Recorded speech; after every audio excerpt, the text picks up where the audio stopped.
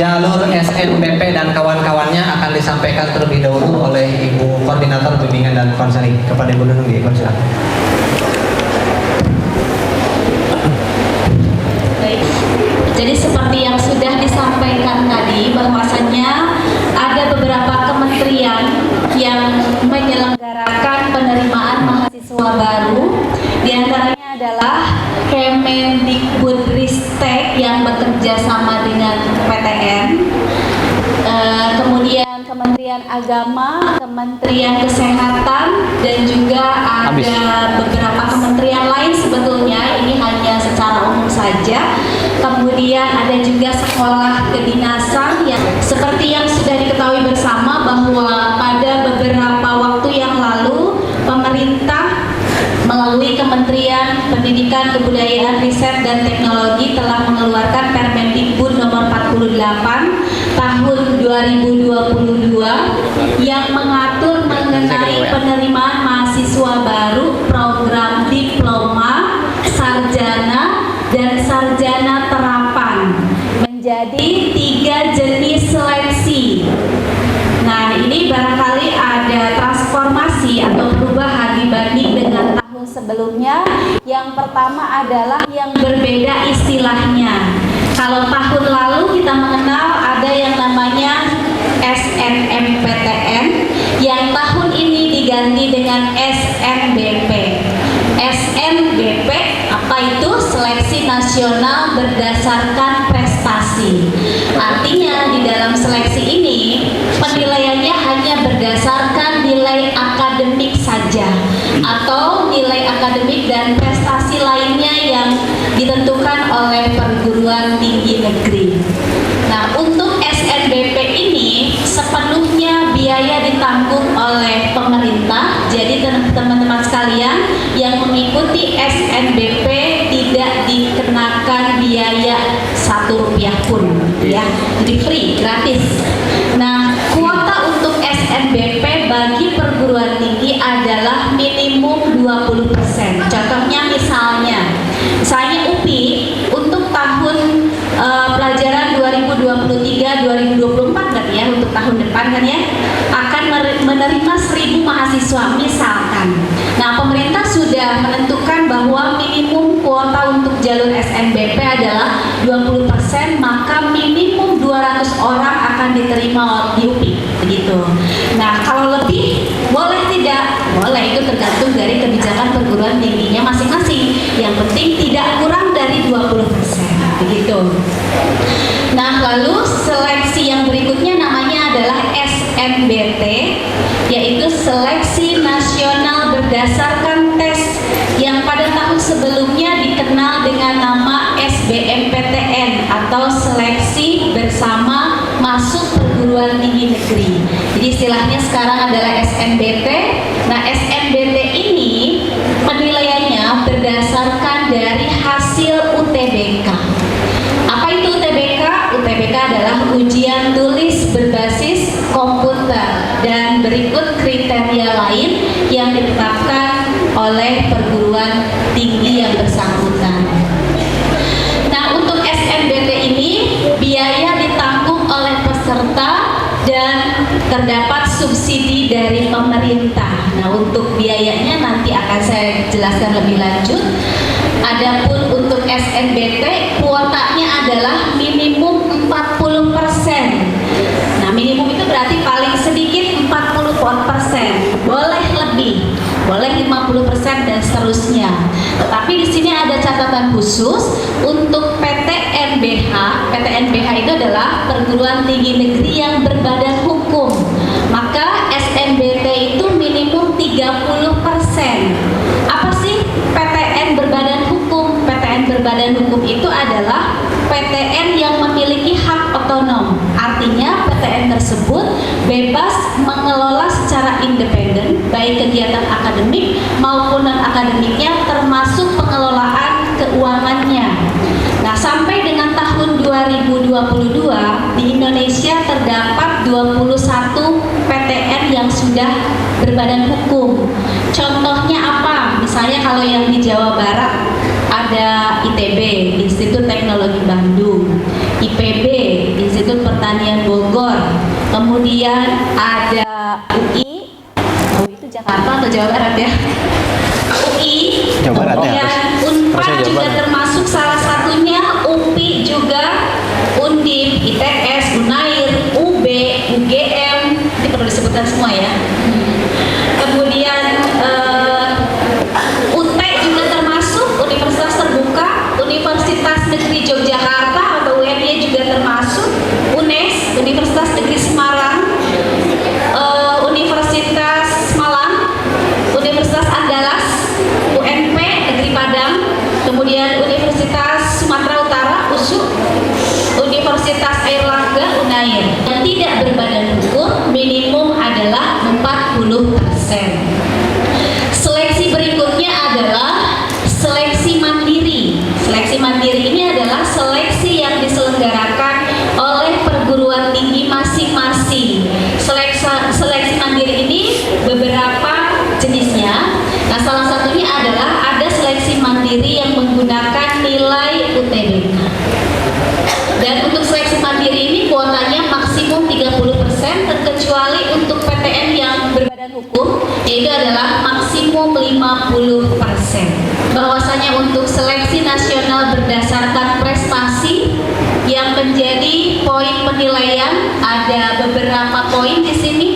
Jadi yang pertama adalah penilaian minimum 50%. Ini dari rata-rata nilai rapot seluruh mata pelajaran semester 1 sampai dengan 5. Hal ini berbeda dengan tahun sebelumnya, di mana tahun sebelumnya nilai yang dijadikan penilaian itu adalah nilai mata pelajaran inti yang jumlahnya 6 ya. Di setiap jurusan masing-masing ada pelajaran intinya. Namun untuk tahun ini minimum 50% itu adalah diperoleh dari rata-rata nilai rapot seluruh mata pelajaran dari semester 1 sampai dengan 5. Jadi tidak ada mata pelajaran yang tidak penting. Semuanya memiliki kontribusi. Semuanya akan berpengaruh terhadap nilai rata-rata akhir selama 5 semester. Kemudian penilaian 50% lainnya bisa diperoleh dari nilai raport dari mata pelajaran pendukung program studi yang dipilih.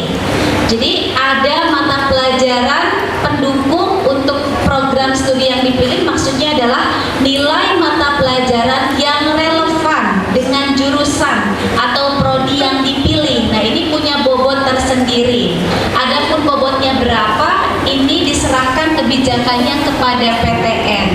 Contohnya apa mata pelajaran pendukung? Misalnya, teman-teman yang mau ambil jurusan matematika, tentunya mata pelajaran yang akan dilihat itu adalah matematika. Teman-teman yang mau ambil program studi kedokteran misalnya, nah ini mata pelajaran pendukung ini minimal 1, maksimal 2 ya. Kalau untuk program studi kedokteran, mata pelajaran pendukungnya adalah biologi dan matematika. Untuk teman-teman dari IPS misalnya yang mau mengambil jurusan apa aja misalnya? Hukum misalnya. Nah, hukum nanti ada mata pelajaran pendukungnya lagi. Kalau hukum biasanya adalah PKN ya, dan juga sosiologi. Nah, untuk mata pelajaran pendukungnya apa, nanti bisa dikonsultasikan dengan Ibu Maya atau tim BK yang lain. Nah, selain dari nilai mata pelajaran pendukung, yang dijadikan penilaian adalah prestasi akademik maupun prestasi non-akademik. Prestasi akademik contohnya adalah misalnya prestasi yang diperoleh mengikuti perlombaan akademik yang sifatnya akademik, misalnya adalah KSM, kompetisi sains madrasah, atau olimpiade, OSN misalnya, dan lain sebagainya yang sifatnya akademik.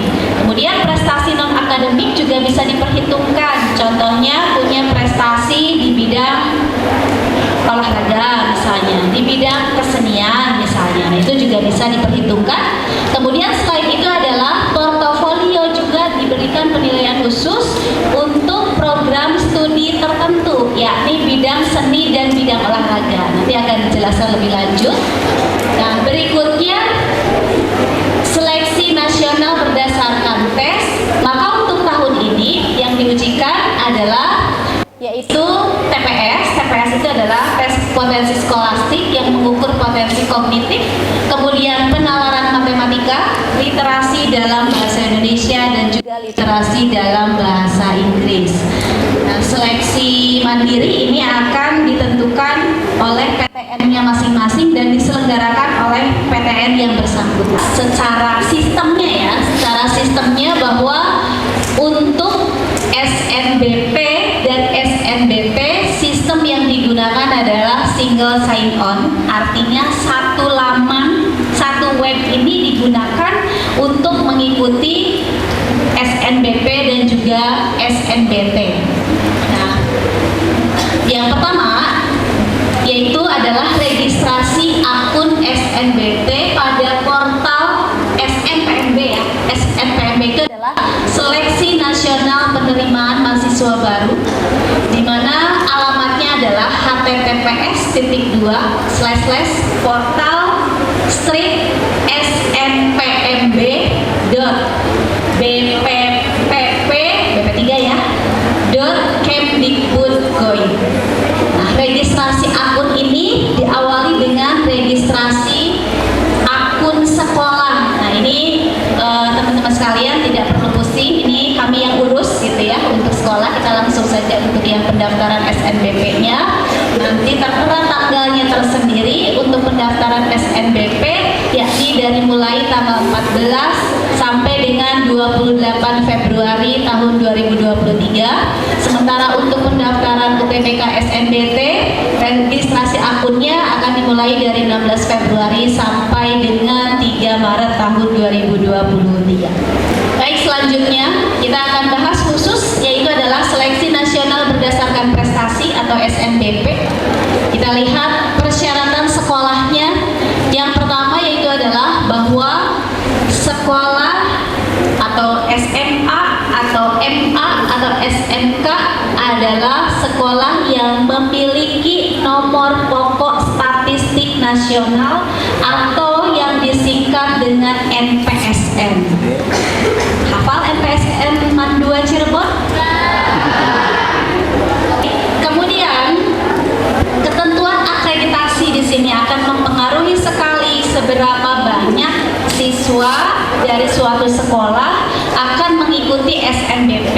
Jadi terkhusus untuk SNBP ini tidak bisa semuanya siswa kelas 12 untuk mengikuti program ini. Namun jangan kecil hati nih untuk teman-teman yang tidak masuk di kuota SNBP. Tadi di slide awal sudah ditampilkan bahwa banyak sekali jalur seleksi yang bisa diikuti. Jadi SNBP itu hanya salah satu saja, sementara yang lainnya masih jauh lebih banyak, gitu ya. Nah, baik, untuk madrasah atau sekolah yang akreditasi A, maka kuotanya adalah 40% terbaik di sekolahnya. Alhamdulillah, madrasah kita adalah madrasah yang terakreditasi A. Nah, berikutnya sekolah mengisi PDSS. PDSS itu adalah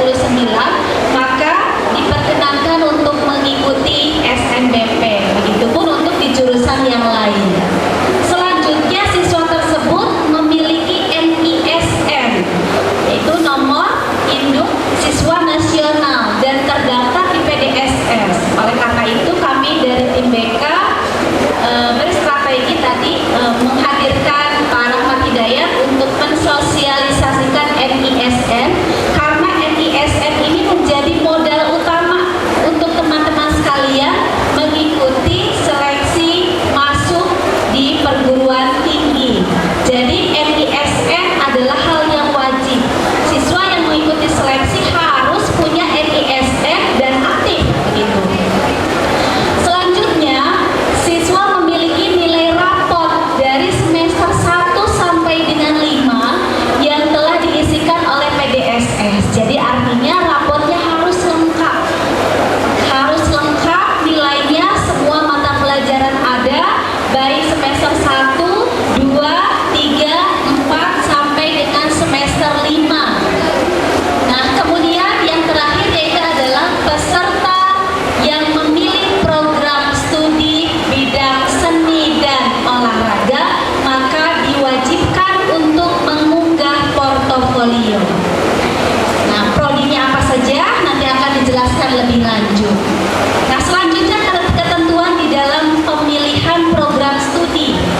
Yang pertama, yang membedakan dengan tahun lalu, yaitu adalah setiap siswa dari jurusan IPA, IPS, ataupun jurusan lain, bahasa dan keagamaan, ini diizinkan untuk memilih semua program studi pada PTN. Semua maksudnya tidak ada istilah lintas jurusan lagi.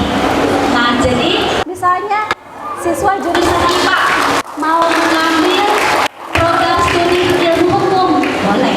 Kemudian siswa jurusan IPS misalnya mau mengambil program studi kedokteran misalnya, ya. Tapi kami sarankan, itu pun informasi dari panitia penyelenggaranya, bebas memilih tapi bertanggung jawab. Artinya begini, artinya kita itu tidak hanya sekedar bisa masuk, bisa diterima di perguruan tinggi, tetapi kita juga harus mengukur kemampuan kita. Kira-kira sesudah masuk, sesudah diterima, bisa tidak mengikuti perkuliahan, gitu ya. Misalnya teman-teman dari jurusan IPS, dari jurusan bahasa, atau dari jurusan keagamaan, daftarlah di program studi kedokteran. Nah, bisa tidak bersaing dengan teman-teman IPA, pada umumnya kan mayoritas dari IPA ya, yang selama 3 tahun belajar biologi, selama 3 tahun belajar kimia, matematikanya juga ada matematika wajib, ada matematika peminatan, bisa tidak bersaing dengan mereka. Kalau sekiranya tidak bisa, terlalu berat, jangan bunuh diri. Oke? Jadi boleh bebas memilih tapi bertanggung jawab. Selanjutnya, setiap siswa dapat memilih 2 program studi dari 1 PTN atau 2 PTN. Jadi boleh memilih 2 pilihan, 2 program studi, baik program studinya ini berasal dari 1 PTN atau berasal dari 2 PTN. Nah, tapi terikat di aturan yang berikutnya, yakni ketika memilih 2 program studi, maka salah satu program studi harus terletak pada provinsi yang sama dengan domisili SMA atau MA-nya. Jadi kalau teman-teman sekalian memilih 2 pilihan nih, 2 pilihan, maka salah satu pilihan harus perguruan tinggi yang letaknya di Jawa Barat, karena sekolah kita, madrasah kita terletak di Jawa Barat, gitu. Nah, tetapi seandainya hanya memilih 1 pilihan, maka boleh dimanapun. Artinya gini, kalau misalnya memilih 2 pilihan, maka salah satunya harus di Jawa Barat ya.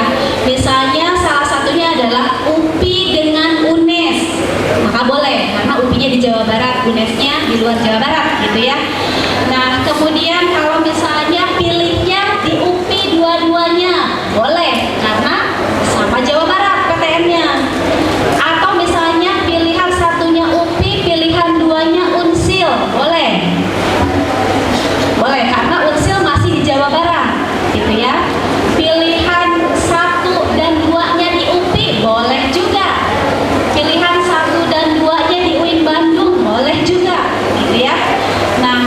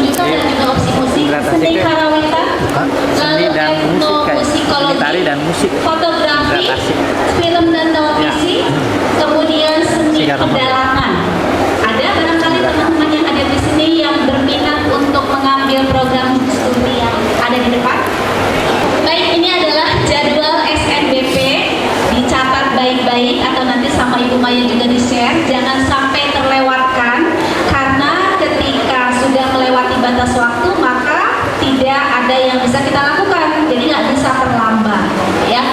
Nah, pembuatan akun dari SNPMB, Seleksi Nasional Penerimaan Mahasiswa Baru, pada portal SNPMB tadi yang sudah disampaikan pada laman snpmb.bp3.kemdikbud.go.id ini dilaksanakan pada tanggal 16 Januari sampai dengan 15 Februari tahun 2023. Jadi sebelum teman-teman mendaftar SNBP maka diwajibkan membuat akun terlebih dahulu. Nah, untuk pembuatan akun sendiri, insya Allah dari tim BK akan memberikan jadwal tersendiri. Pokoknya insya Allah teman-teman kelas 12 akan kami dampingi supaya bisa mendaftar dengan lancar, membuat akun dengan lancar, mendaftar dengan lancar, dan insya Allah hasilnya sesuai dengan yang kita harapkan bersama. Nah, berikutnya jadwal PDSS dan SNBP. Yang pertama dimulai dari sosialisasi PDSS, ini sudah dimulai dari tanggal 1 Desember kemarin sampai dengan 8 Februari 2023. Berikutnya sosialisasi SNBP sama di waktu yang sama, yaitu mulai dari tanggal 1 Desember sampai dengan 28 Februari 2023. Kemudian launching kegiatan PMB yaitu pada tanggal 3 Januari 2023. Penetapan siswa eligible atau siswa yang berhak layak memenuhi syarat mengikuti SNBP pada tanggal 3 Januari sampai dengan 8 Februari 2023. Pengisian PDSS itu mulai tanggal 9 Januari sampai dengan 9 Februari 2023, dan pendaftaran SNBP yaitu mulai tanggal 14 sampai dengan 28 Februari 2023. Insya Allah untuk pendaftaran SNBP juga akan dijadwalkan secara tersendiri. Harapannya supaya semuanya lancar sesuai dengan prosedur yang ada. Kemudian pengumuman hasil SNBP ini akan diumumkan pada tanggal 28 Maret 2023 kalau tidak salah, bertepatan pada bulan Ramadan. Sudah memasuki bulan Ramadan di minggu pertama kalau tidak salah ya, tanggal 28 Maret 2023. Dan seluruh kegiatan SNPMB ini selalu diakhiri pada pukul 15.00 waktu Indonesia Barat atau pukul 3 sore ya. Jadi selalu. Nah, adapun tadi terlewat sedikit, untuk SNBP ini terdapat 130. Ada. Oh iya. Baik.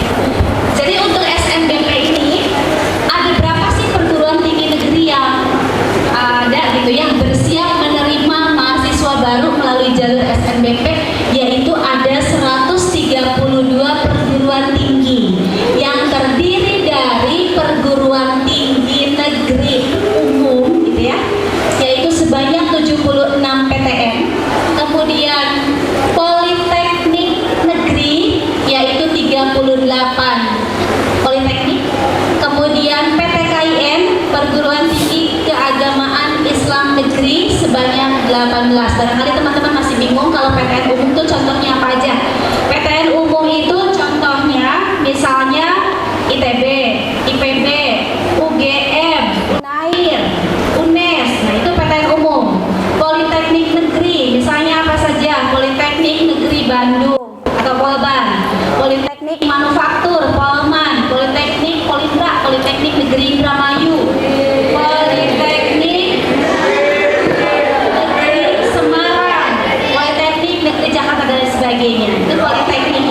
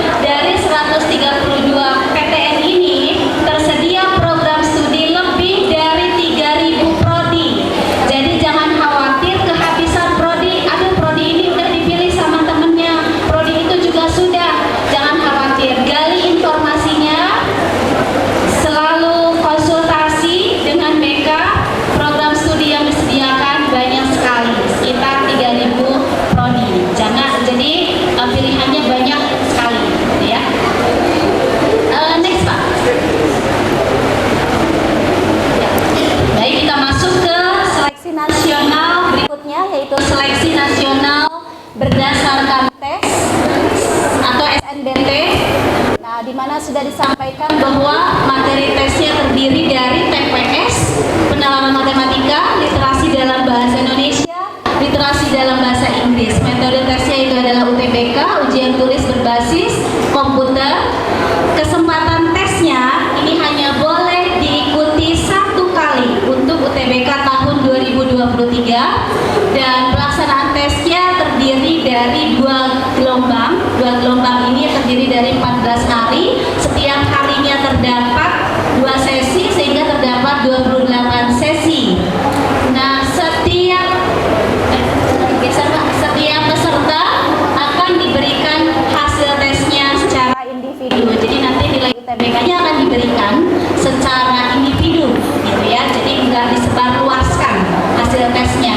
Jangan khawatir. Persyaratan siswa yang bisa mengikuti UTBK, yaitu yang pertama adalah tentu saja memiliki akun. Akunnya yaitu pada portal yang tadi, pada laman yang tadi, akun Seleksi Nasional Penerimaan Mahasiswa Baru atau akun SNPMB, di mana yang bersangkutan merupakan siswa SMA atau MA atau SMK kelas 12 pada tahun 2023 atau peserta didik dari paket C tahun 2023 dengan umurnya maksimal 25 tahun per 1 Juli 2023. Insya Allah aman semua ya kalau dari usia ya. Ada kan? Aman ya? Baik, berikutnya selain dari poin yang nomor 2, poin nomor 3 adalah lulusan SMA MASMK sederajat pada tahun 2021 dan juga 2022 atau paket C pada tahun 2021 dan 2022 dengan umur maksimal 25 tahun per 1 Juli 2023. Jadi UTBK ini bisa diikuti oleh lulusan 2023, lulusan 2021, dan lulusan 2022.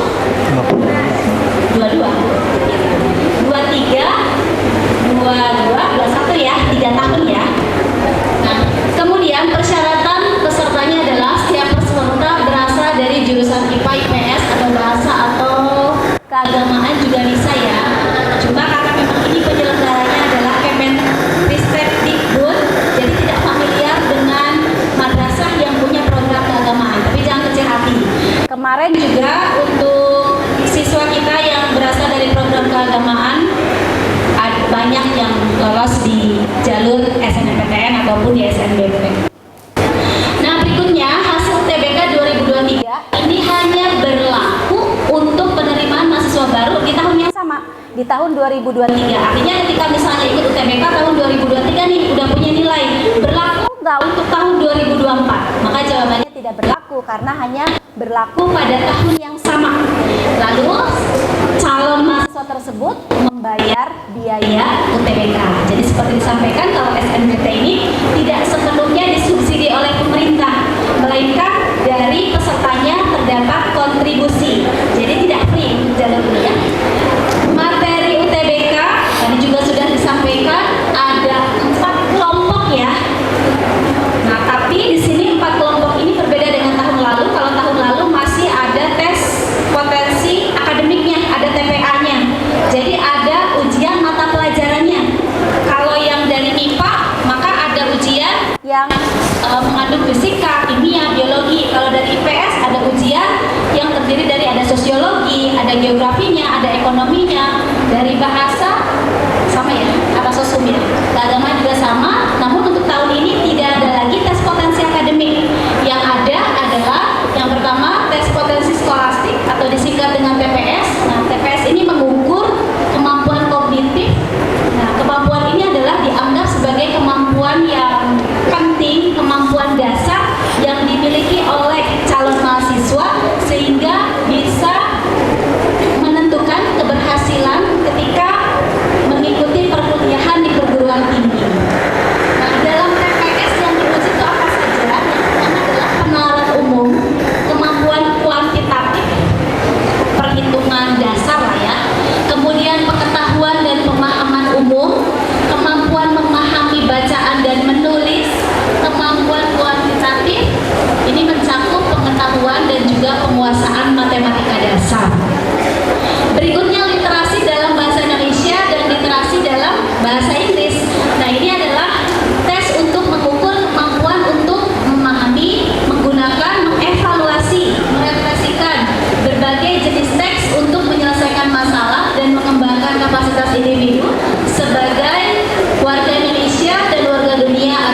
berkontribusi secara produktif kepada masyarakat. Nah, berikutnya adalah penalaran matematika. Di sini untuk mengukur kemampuan berpikir menggunakan konsep, prosedur, fakta, dan alat matematika untuk menyelesaikan masalah dalam kehidupan sehari-hari pada berbagai jenis konteks yang relevan untuk individu sebagai warga negara Indonesia dan warga dunia. Ini cukup jelas ya materi tes yang harus dipersiapkan. Jadi teman-teman yang berminat untuk mengikuti UTBK, hendaknya sudah dimulai usahanya, yakni mencari tahu soal TPS itu seperti apa, soal literasi dalam bahasa Indonesia dan bahasa Inggris seperti apa, soal penalaran matematika juga seperti apa.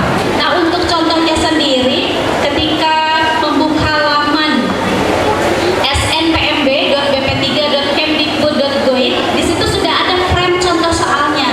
Jadi bisa lihat di web laman yang tadi ya. Jadi di snpmb.bp3.kemdikbud.go.id, di situ sudah tertera frame soal untuk soal UTBK. Gitu. Jadi barangkali bingung kayak apa sih soalnya? Seperti apa contohnya? Sudah ada, sudah disediakan. Jadi bisa diakses. Nah, ini adalah waktu pelaksanaan UTBK, terdiri dari 2 sesi. Ada sesi pagi, ada sesi siang, dilaksanakan di beberapa pusat UTBK. Ada sekitar 74 pusat UTBK seluruh Indonesia. Kalau kita yang terdekat, yang ada di Jawa Barat, di UPI, di ITB, Unpad, ya pusat-pusat UTBK-nya. Kalau di Jakarta, bisa di UNJ, bisa di UI, dan lain sebagainya. Jadi nanti bisa dicek pusat UTBK yang memungkinkan kita bisa mengikuti tes yang terjangkau, ya. Nah, ada 2 sesi. Sesi pagi ini dimulai kita waktu Indonesia Barat ya, karena pelaksanaannya ini adalah serentak seluruh Indonesia. Maka di sini waktunya ada 3, ada WIB waktu Indonesia Barat, ada waktu Indonesia Tengah, dan juga waktu Indonesia Timur. Kita untuk WIB waktu Indonesia Barat dimulai dari jam 6.45. Nah, UTBK ini nggak boleh telat. Jadi kalau yang biasa-biasa telat, ini harus on time. Kalau bisa jam 6 tuh sudah ada di lokasi, ya. Kalau di luar kota, usahakan sehari sebelum sudah ada di kota tersebut.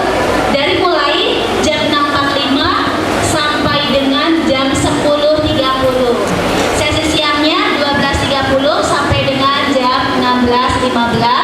Kemudian yang diteskannya kita sudah bisa lihat dari mulai peserta masuk ruang ujian, kemudian pemeriksaan identitas ataupun dokumen, kemudian ada latihan dulu gitu ya, pengecekan jaringan, koneksi dan lain sebagainya, kemudian tes potensi skolastik, baru yang terakhir adalah literasi dalam bahasa Indonesia, literasi dalam bahasa Inggris, dan penalaran matematika.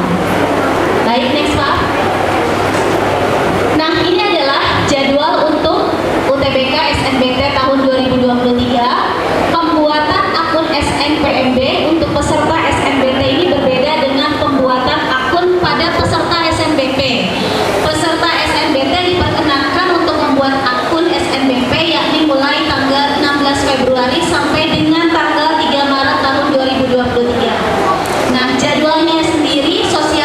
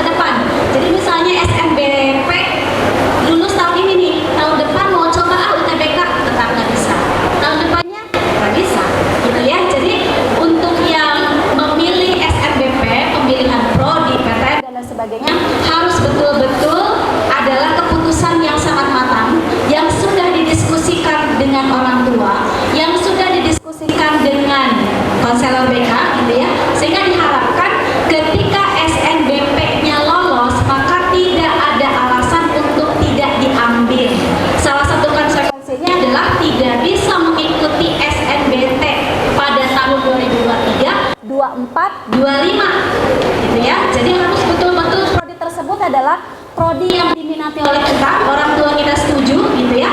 Nah, jadi tidak ada alasan untuk tidak mengambil. Selain itu, ketika tidak mengambil SNBP, maka akan berimbas kepada kepercayaan perguruan tinggi terhadap madrasah kita. Jadi misalnya tahun ini kita diberikan kesempatan 5 orang lolos di UPI misalnya, tapi ada yang nggak diambil. Nah, tahun depan jatah kita gitu ya bisa saja dikurangi, atau dengan istilah kasarnya madrasah kita di blacklist gitu ya. Untuk mandiri, jalur mandiri ini adalah jalur yang ketiga yang diselenggarakan oleh Kemdikbudristek.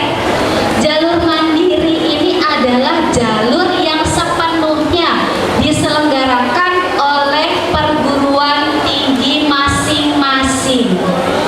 Jalur mandiri ini sebetulnya ada dua kategori, ada yang non tes, ada yang tes. Kalau yang non tes ini bisa menggunakan nilai rapor, bisa juga menggunakan prestasi yang lain.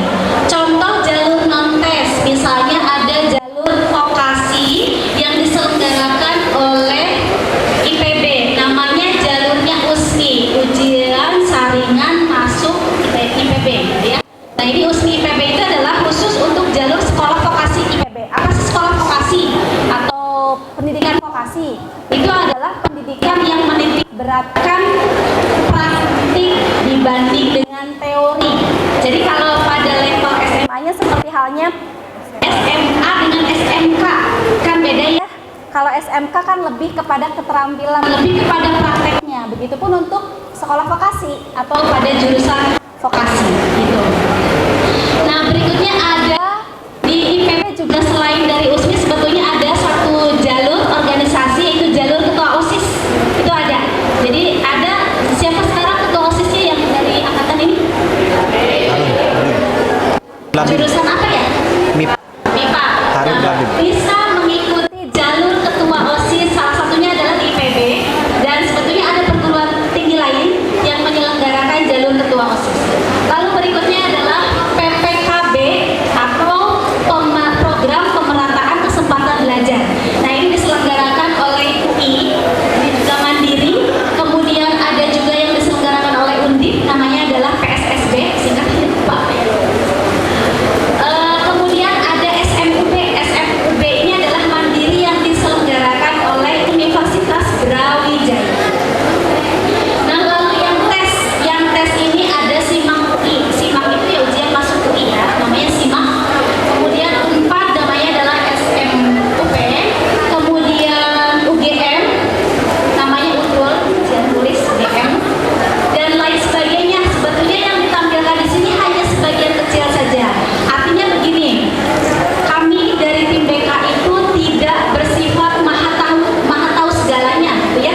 Jadi artinya teman-teman sekalian juga harus aktif mencari informasi sebanyak-banyaknya. Jangan mengandalkan tiba-tiba Bu Maya di perguruan tinggi ini ada nggak prodi ini, Bu Maya nggak hafal juga gitu ya. Jadi sama-sama aktif mencari informasi. Sekian, terima kasih atas perhatiannya. Akan dilanjut, tidak ditutup dulu ya, akan dilanjut oleh Ibu Maya.